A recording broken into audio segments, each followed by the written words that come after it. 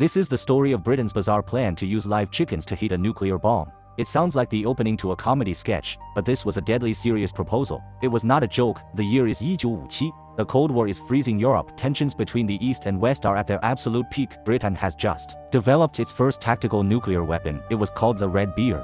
This bomb packed more power than the one dropped on Hiroshima.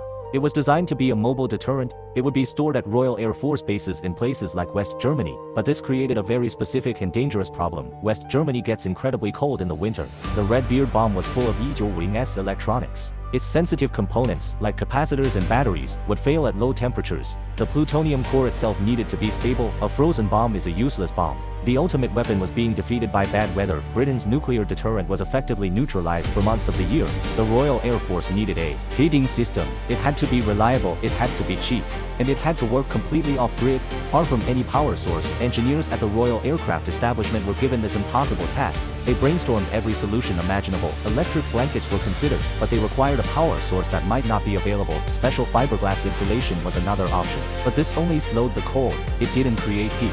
Then, one scientist proposed a truly unique solution.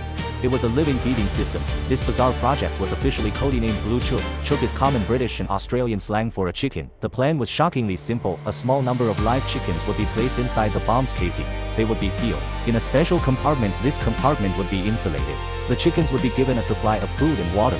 This supply was designed to last for about a week. A chicken's average body temperature is a consistent 60 degrees Celsius. Their natural metabolic heat would be trapped. This warmth would circulate around the bomb's critical components. It would keep the electronics well above their freezing point. This wasn't just a back-of-the-envelope idea. The concept was formally tested. Scientists confirmed that the chickens could survive the confinement.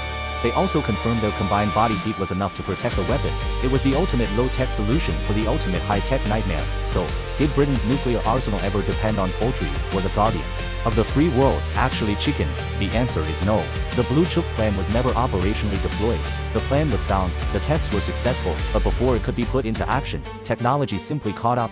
The 1950s brought rapid advances in electronics. Engineers developed new, more robust solid-state components. These new parts were not affected by the cold. Batteries and capacitors became far more resilient. The need for a biological heating element simply vanished. The Red Beard bomb was eventually upgraded with this new, hardier technology. The chickens were spared their nuclear duty. The Blue Chook file was classified and buried for decades. It was finally declassified in 1990. It remains one of the strangest and most fascinating footnotes of the Cold War.